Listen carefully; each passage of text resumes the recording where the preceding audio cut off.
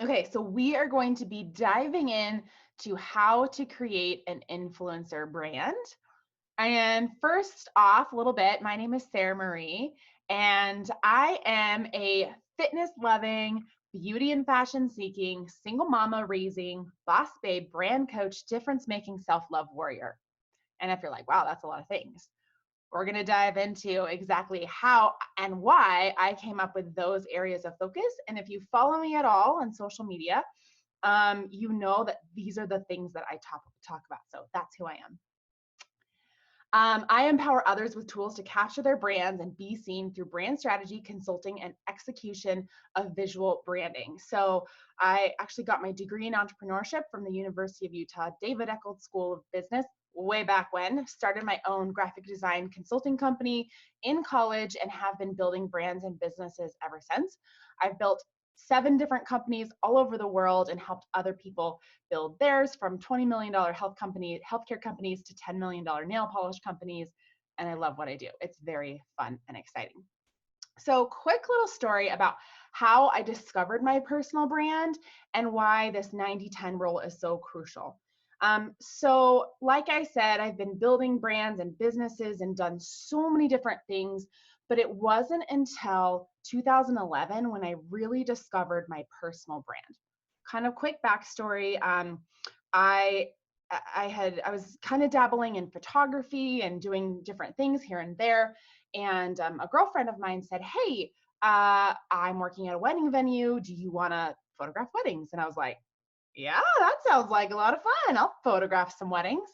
And so, not knowing anything really about the wedding industry, I went out and I photographed a couple models. And what I did, because I didn't have any experience of the actual industry under my belt, I created a website that was 90% who I was and 10% what I did. And so went to a bridal show, and all of these wedding photographers had been there for 20 years and had all of these albums and photos and history of the product that they sell, and I didn't. And so I went in and I was like, this is who I am, and this is me and my husband and my kids and what I love to do. And oh, by the way, here's some pictures that I take, and they happen to be really great. And I ended up booking 15 weddings, and then the following year, completely booked out my summer, doubled the amount of weddings that I was shooting. And looking back on that, I realized I had accidentally created a personal brand really out of necessity, because I had nothing else to go on as far as my product was concerned. And people liked that. People were attracted to the fact that they got to know who I was, because if you stood back and looked at all of the competitors, we all looked the same as far as comparing photographs. We were all very talented. We all knew what we were doing in our craft, but ultimately people wanted to work with me because of who I was, and I was able to kind of accidentally communicate that to them. So this 90-10 rule is putting out 90% of who you are and what you're interested in and your life, and 10% about the products that you sell to attract people to you. So, a couple of questions before we get started. First of all, what is personal branding? So, if you're watching this and you're like, I don't even know what that means, or it's kind of this elusive term and lots of people describe it in different ways. So, anyone that has any online footprint, even my 11-year-old son that has a YouTube account and watches YouTube videos, has a personal brand. In today's day and age, even 20, 30 years ago, you had a personal brand, even if you weren't in business, because it's all about who you are and how you show up in the world. So your personal brand is anything from how you do your hair to how you dress to how you now present yourself on social media, the things that you like, the things that you say, the things that you share, the people you engage with. So your personal brand is literally who you are and how you're showing up in the world. And that becomes even more important when you are starting to build a business, especially in network marketing and direct sales, especially in any industry that requires you to be out in front of people, which is essentially every industry, right? Because if you look at it, everyone kind of looks the same unless you're putting yourself out there in a very unique way.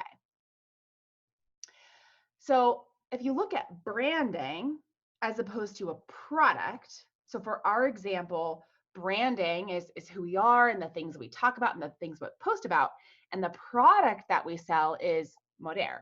The products and services are this company, right?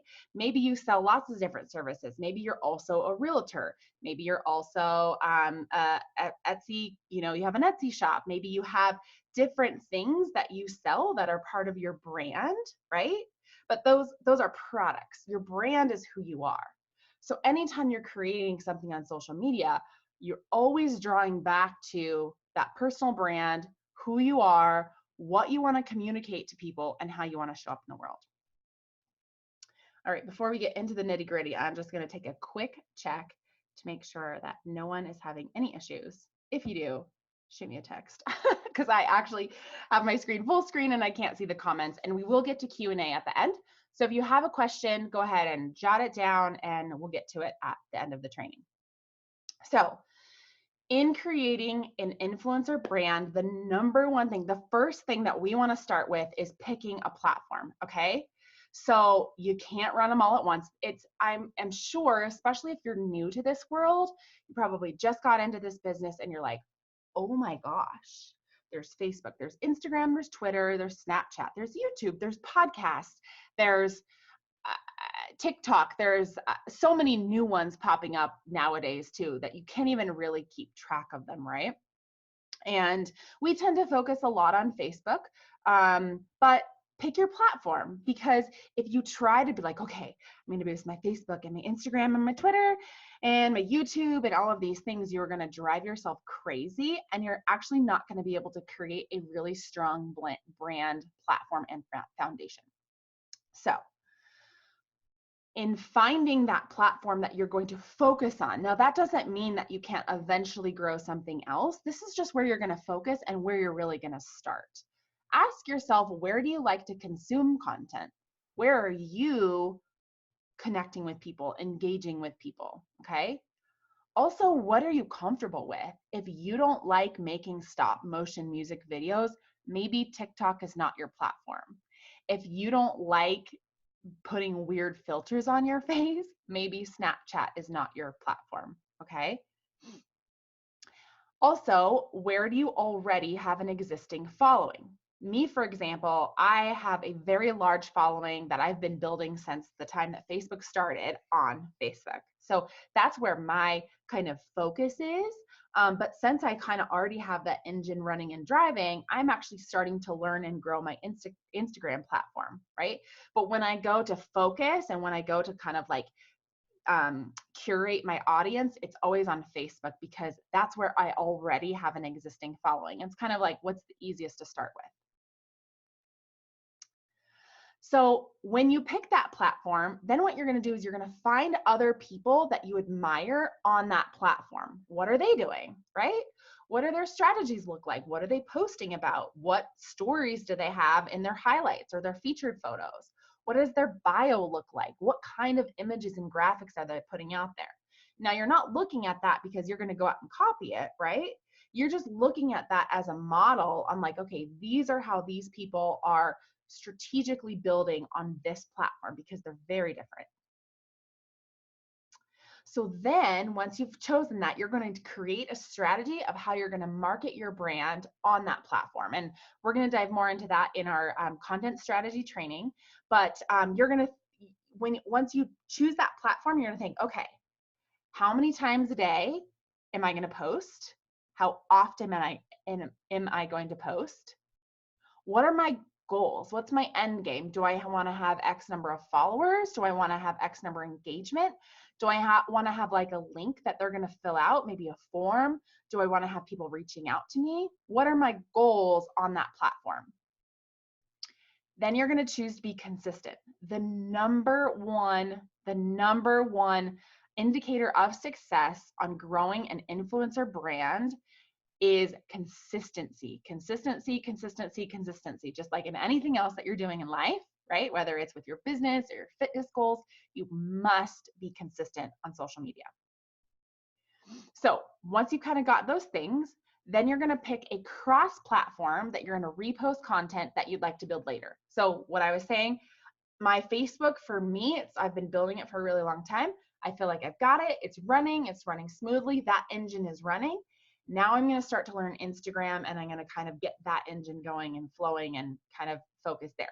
But I can repurpose content on both sources, and I can utilize both. Okay. So again, just because I'm kind of doing both, my focus is on one, and it's okay if you don't start on that other platform. Okay. So again, you kind of reach a point where you're like, okay, I feel like it's good, and then I'm going to kind of go to that cross platform. All right. Come on, mouse. All right. So the next thing that we're going to do is we're going to think like an influencer. And I want to back up for a second because the term influencer is kicked around a lot. And what I want to point out is that influencer doesn't necessarily mean you have a certain number of followers or you get sponsored by different companies or you have this like really beautiful filters or something like that. An influencer is simply somebody that has influence over others. It could be that you create content and posts that people enjoy and that they share and they comment on, okay? So in my opinion, everyone has the ability to be an influencer and start right now as an influencer today. It's just something that you decide. There's no outside indicators that say you're an influencer or you're not. Okay, so like we said in the beginning, everyone has a brand, whether you like it or not. So even if you're like, you know what, I'm going to ignore that branding thing and I'm just going to keep doing whatever I'm doing on social media, that's still a brand. A lack of a brand is still a brand. So you're creating it whether you like it or not. So influencers share their lives. Influencers have curated their brand to be very, very specific and to drive their audience in a certain way, okay? And through that, they share a lot of their lives and what's happening in their lives. So you may be thinking, well, my life is super boring and nobody cares that I'm sharing it. However, you're wrong, because people love seeing into other people's lives. It's why we love reality TV show. It's why we're drawn to Instagram stories or live video, because we get a sneak peek into the lives of others. And I truly believe that that allows us, that vulnerable piece of sharing our lives, it allows us to connect with each other. When we're able to see someone else's kid be silly and crazy and, maybe life isn't perfect in the background, it's like, wow, okay, like I don't feel so alone. And it creates that connection. So I want you to think about being your own reality TV star as if everyone in the world is tuning into your social media because they just can't get enough, right? So if you're on Instagram or Facebook, you can utilize the stories feature to tell your story. Stories, if you don't know, they actually disappear in 24 hours.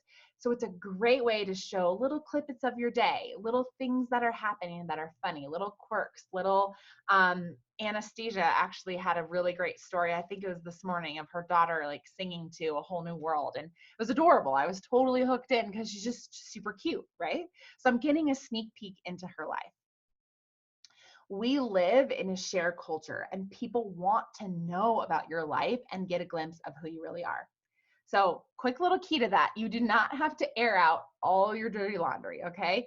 Just because you're sharing your life. I personally choose to keep certain parts of my life private, and that is totally your prerogative. You get to decide where those boundaries are, where the things are that you want to share, where the things that you want to keep private, and that's totally okay.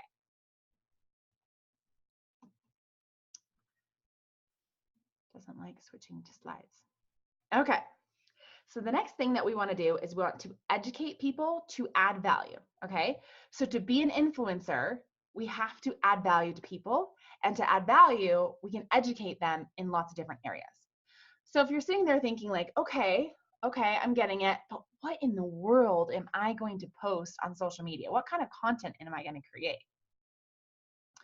So This brings us to your topics, okay? So remember in the very beginning when I said that I'm a fitness loving boss babe, and I can't even remember them right now, all of those like little descriptions about me, those are my topics. I'm a self-love warrior. I talk about self-love. I interact with other women who are empowering each other to love themselves, right? I'm also a single mom. I raise my kids all by myself. And so that's another topic. I love beauty and style. So maybe I'll do a hair tutorial. Maybe I'll talk about the different outfits that I have. Okay. And I also love health and fitness. So I might share workouts or recipes. Okay. Those are my topics that I have discovered that are personal to me, that people can identify me with, and that gives me content that I can create around those topics. So you're going to pick 3 to 5 areas that you want to talk about. And then you're going to own them, okay? So maybe you're thinking like, well, gosh, I'd really love to talk about salsa dancing, right? But you're like, I don't know anything about it, or I'm really new to it, okay? You're going to own it, and then you're going to learn about it. So being the expert in your topic area doesn't necessarily mean that you have to know everything, because you're not going to know everything about one topic. It simply means that you're one step ahead of somebody else, and you're going to then turn around and teach that to other people. It's totally okay that you don't know everything about a subject.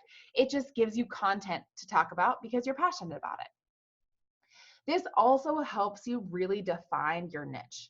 So in any type of business, we want to identify a specific niche, and that just means a finite group of people that we want to talk to. Because if we're trying to market, or if we're trying to brand to talk to everybody, right? If I was like, I'm just a woman who lives in the world who likes other people, and that's who I'm going to talk to. People who want to talk to people who are people. Okay, that literally puts me at what, like 7 billion people that I'm talking to? There's no way that I can create content that's going to appeal to 7 billion people on the planet, right?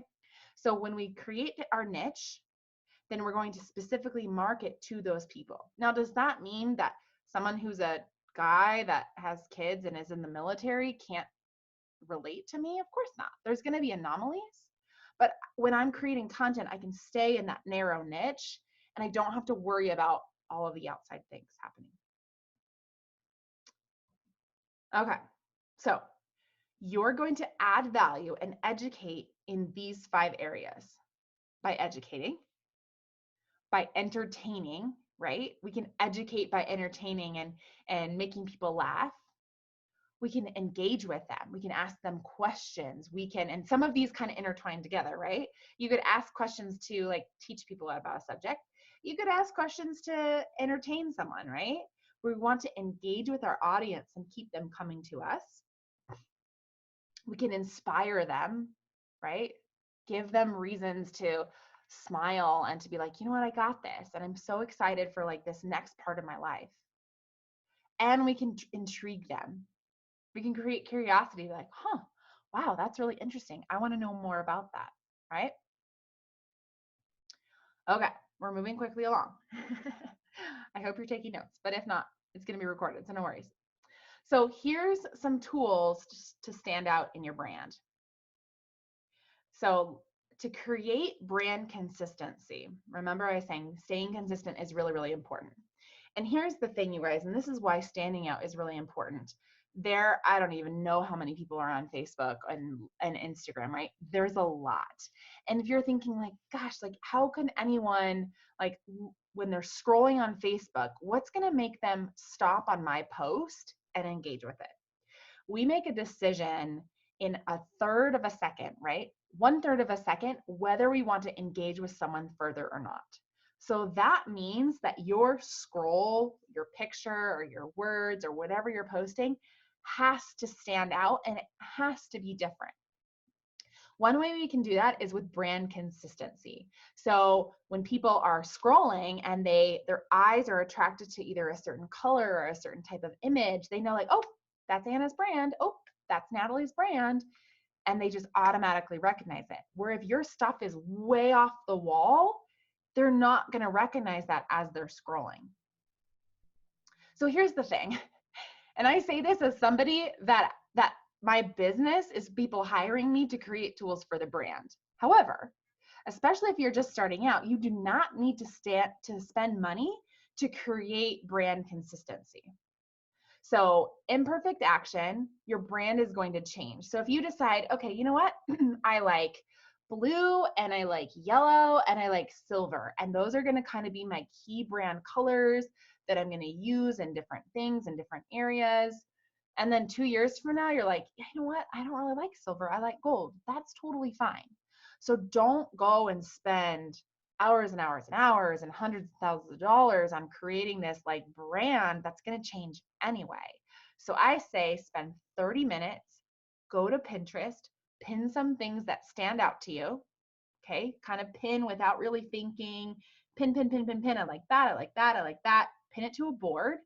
Set your timer 20, 30 minutes. And when it's over, go back and look at that board and be like, okay, I'm pinning things that are pink. I'm pinning things that are yellow. I'm pinning things that are black. And this is kind of like the overall look of something that I want to create.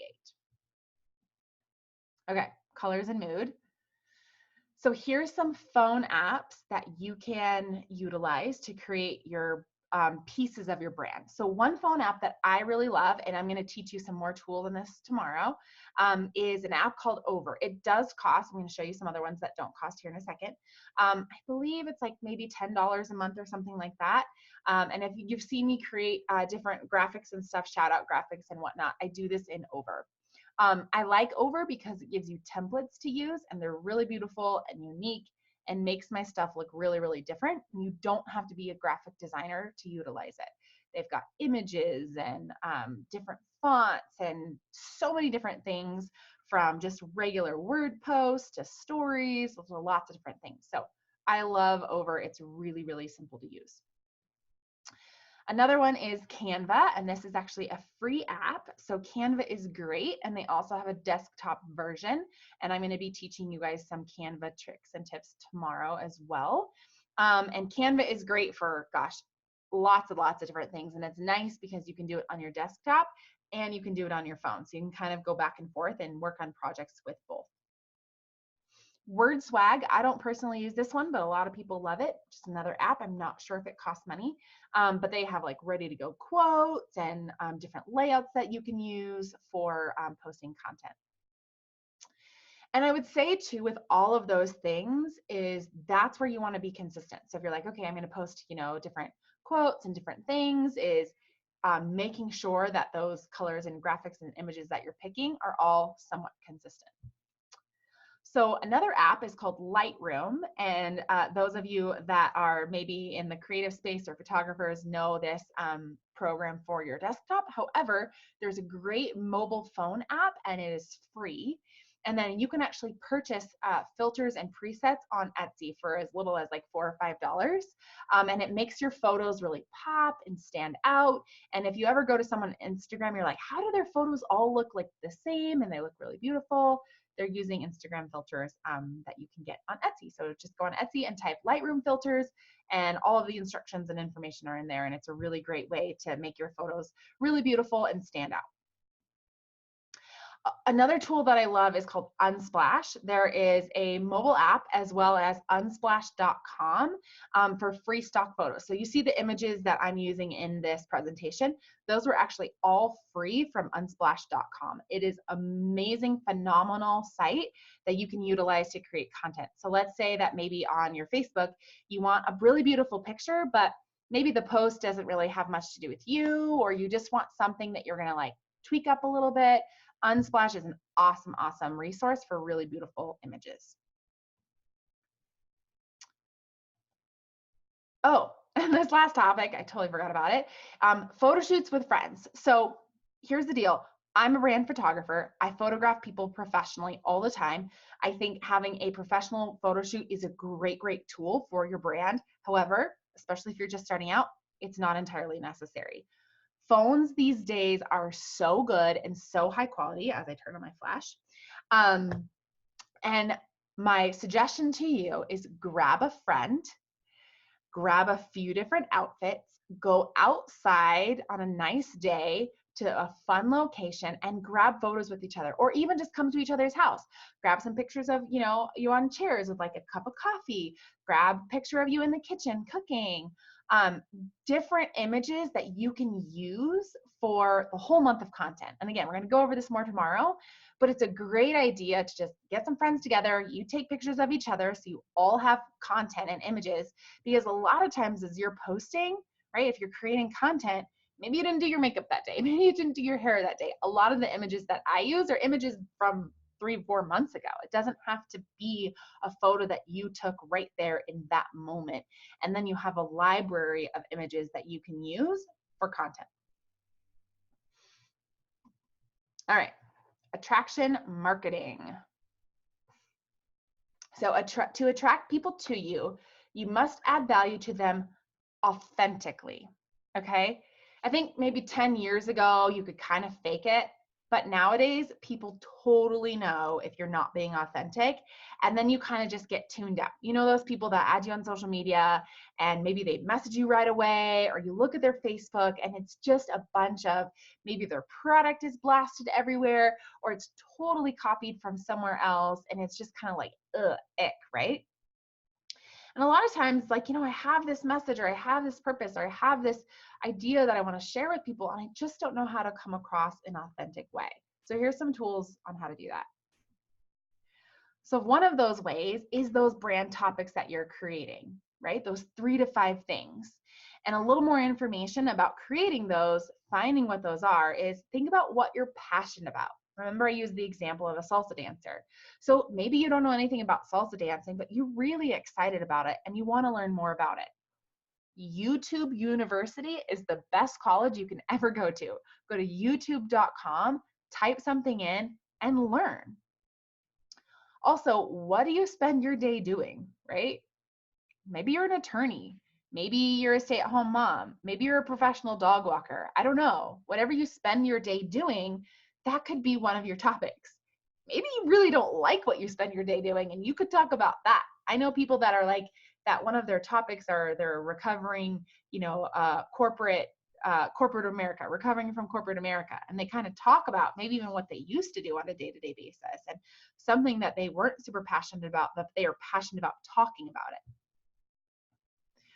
What do people come to you for? When I was trying to discover my brand and my topics, I thought about, like, what do people ask me on a regular basis?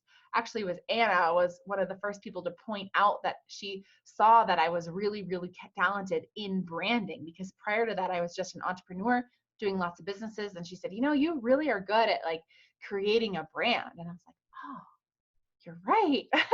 That's something I really, really love. And so sometimes we need other people to show us kind of like what we're skilled at and what really we are sharing in the world.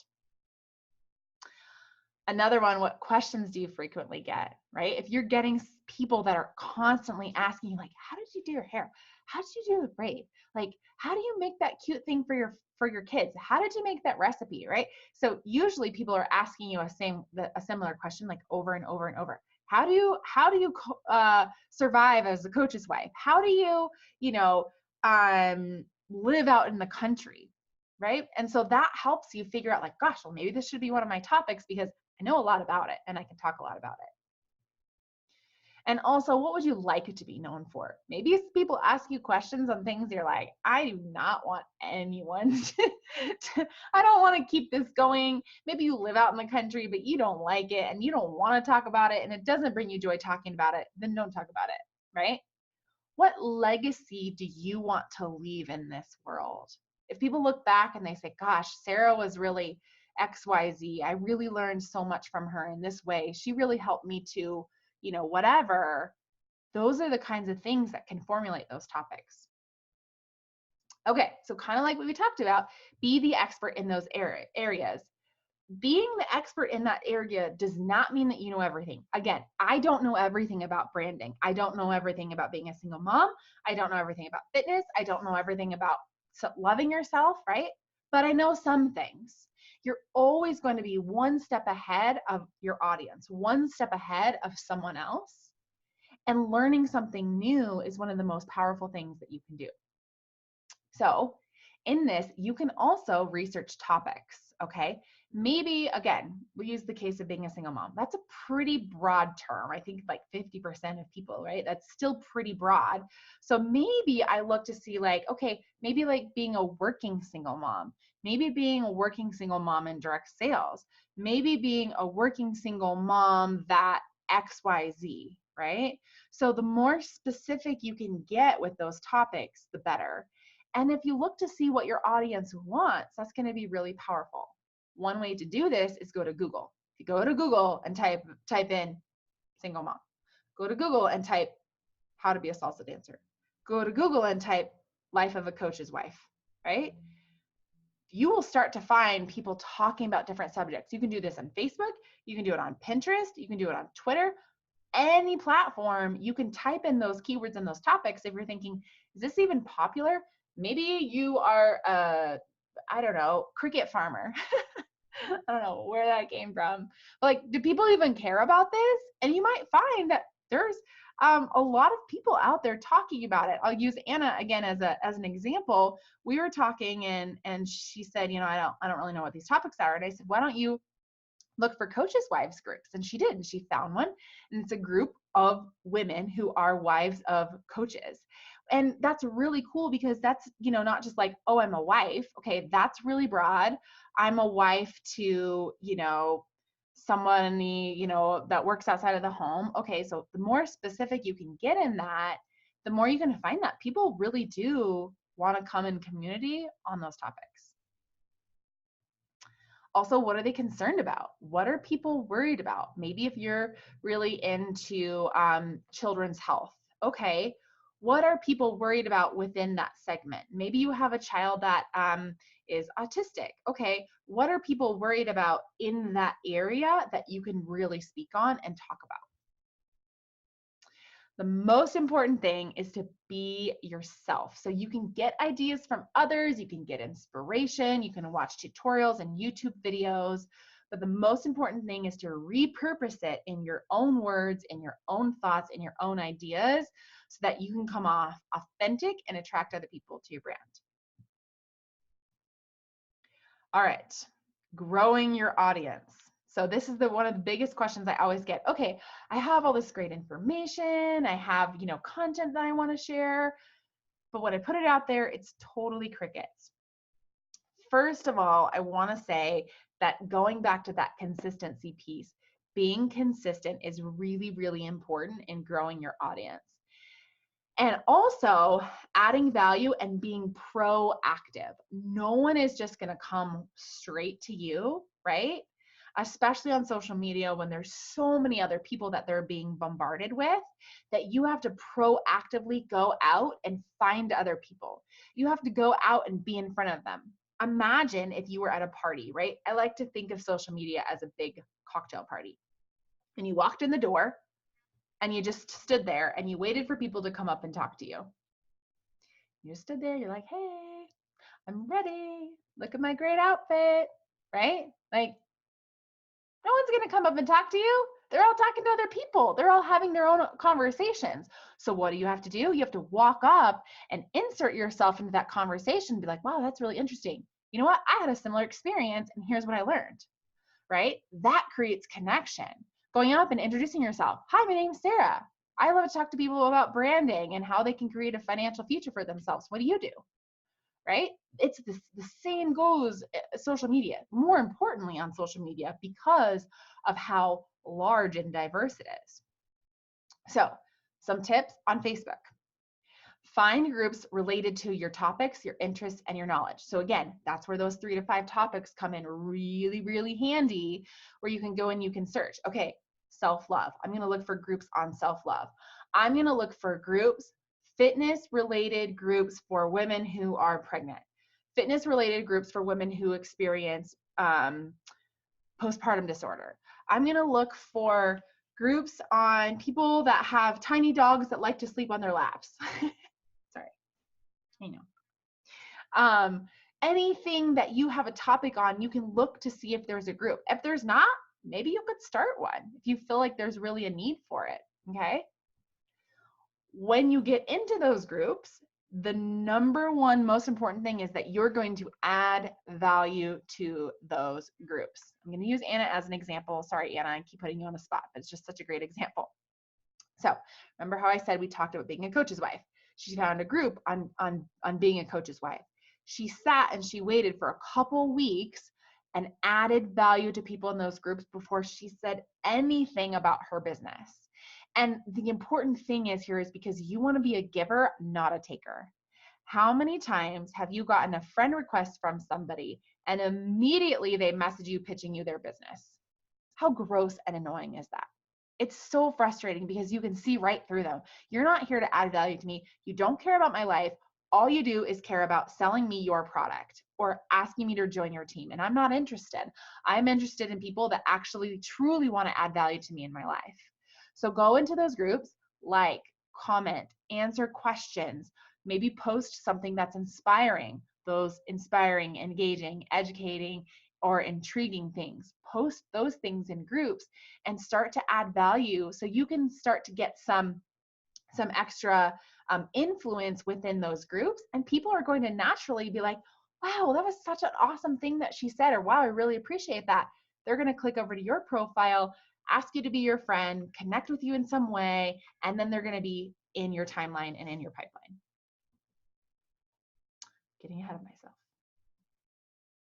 So another thing that you can do when you're in those groups is you can add friends and then add value to them. So again, don't go into groups and start adding friends right away. That's a really good way to get yourself in Facebook jail, get yourself blocked from people, and get people to be really upset with you. But if you comment and you engage and you have a conversation, go ahead and add them and be like, hey girl, I just saw you in this group and I just loved what you had to say and I would love to connect with you further. That's why I sent you a friend request. Okay. Now you sent her a friend request, then you can go to her Facebook or his, and you can like and comment on her post and what she's posting about, okay? So you're building relationships. On Instagram, follow hashtags related to your topics. So a hashtag, the pound sign, is a way to categorize data. And you can actually go into Instagram and in the little search tool up top, you can search for a topic. So small dogs. What did I say? Cricket farmers. Somebody find out if there's a group of cricket farmers. I probably should be in it. It's so weird. I hate crickets. I don't know why I said that, but whatever. You can search for that topic, and you can actually you'll find when that search bar pulls up, it'll be hashtag cricket farmers, hashtag small dogs, hashtag coaches' wives, whatever. And then when you click on that hashtag, you can actually then click and follow just the hashtag. What that means, anytime someone posts something and uses that hashtag cricket farmer, wow, that will actually come up in your feed and expose you to new people. Oh, super cool Instagram hack, okay? So when those people come up in your feed, you're gonna comment and you're gonna like on those posts related to your topic. So we're not gonna use cricket farmer as an example. Hashtag coach's wife, okay? You're gonna follow that on Instagram. Then let's say Jill from Texas posts on Instagram, life of a coach's wife, and she uses hashtag coach's wife. You're on Instagram, it comes up. You can double tap, like her photo, be like, hey girl, I'm a coach's wife too. You got this, whatever you want to say.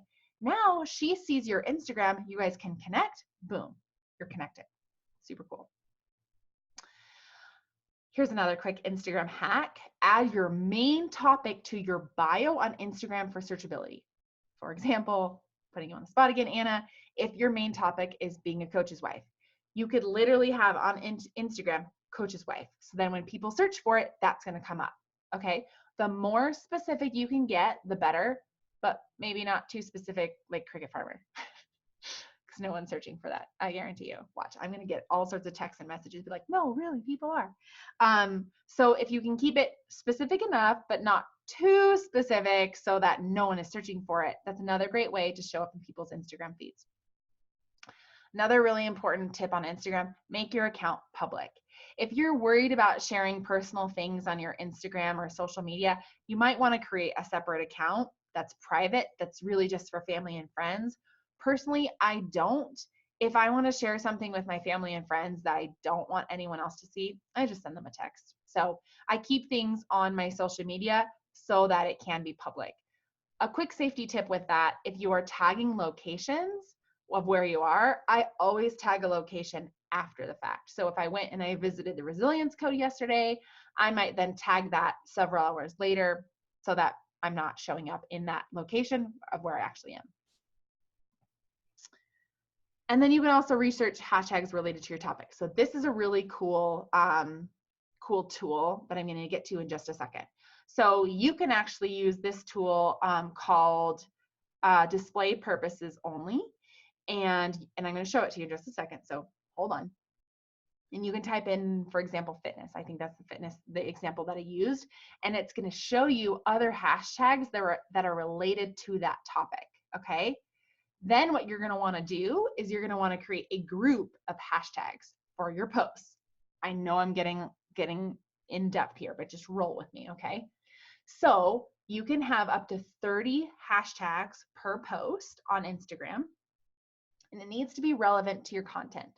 For example, if you posted a recipe on Instagram and you did hashtag cricket farmer, that's not related to your post unless maybe you're cooking crickets. Gross. Or if you did hashtag library, well, maybe that would be related to hashtag John Elway, right? That's not really related to your recipe, and you don't want to have things that aren't related. We could do a whole training on hashtags, but I'm going to keep it pretty brief. Don't repeat your hashtag groups on every single post. So my encouragement to you is, and I'm going to, again, hold on, we're going to get there. I'm going to show you a way that you can find hashtag groups quickly. And then what you're going to do is you're going to save. So let's say you have a hashtag group for all of your 5 topics. Okay. So I have a hashtag group on being a single mom. I have a hashtag group on fitness. I have a hashtag group on style. Okay. And I don't want to do like fitness on every single post because the algorithm doesn't like that. I want to keep it different. And then what I'm going to do is I'm going to save those groups in a Google Doc or on notes on my phone so that when I go to post, I've got those ready to go. I can copy them and I can paste them. And that's how people find you on Instagram. Okay.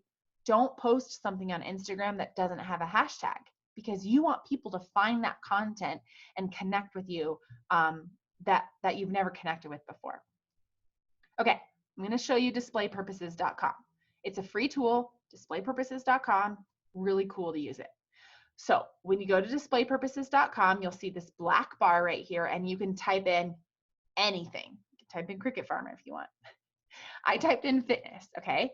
So then you can see down below that I have abs, muscle, InstaFit, gym life, fitness model, fitness motivation, right? And it gave me 30 hashtags related to fitness, okay? So awesome way to find topics and what people care about. For example, clean eating. So fitness is pretty broad, right? That's a huge hashtag and topic, but clean eating, that's a little bit more specific. Aesthetics, girls who lift, little more specific related to fitness, okay? So you can literally copy these, save them to your phone, you've got a hashtag group. Down below, you can see that yellow bar where it says fitness. If you hover your mouse over those little bars right here, it's going to show you the relevance and popularity. And you can't see this one that's hidden. I believe it's muscle that I hovered over right there. So how relevant is muscle to fitness? It scored a 44%. But how popular is muscle? It's an 81%. Okay, so I can see how popular things are. You want to have a good mix of things that are really popular and things that aren't as popular, because things that aren't as popular are more niche and specific, but the things that are popular are going to get you kind of found and out there. There's again a whole science to it, but if you start here, if you start small, this will at least start getting you somewhere. Okay. Quick little break. I'm going to check the time. Okay. We're getting close. So who is your biggest competitor? And unfortunately, because I'm in presentation mode, I can't see your Q&A, but I just want you to think. You can jot it down. You can put it in the chat. Who is your biggest competitor? Right? All right. You don't have any competitors. I'm sorry. Why don't you have any competitors? Because there is only one you, okay? You're the only you that's out there. So if you can effectively build this brand that's all about you, you will eliminate all competition. Pretty cool, huh? Okay. Your story matters. Your story matters. It is so important. The things that you've experienced, the lessons that you've learned, the life that you live is so important, and people want to hear your story. Storytelling equals vulnerability. Vulnerability equals connection. Connection equals trust. Trust equals influence. Influence equals value, and value equals purpose. Okay? So you can see as we start to move through this storytelling system, right? We're able to have people connect with us, trust us, have influence over them, add value to their lives, and ultimately create purpose for us and for them. Okay? I truly believe that we go through experiences in our lives so that we can help other people who aren't as far along on our journey, so that we can help other people be brave, so that we can help other people say, hey, I've been there and I got you and I'm here for you to show you the way.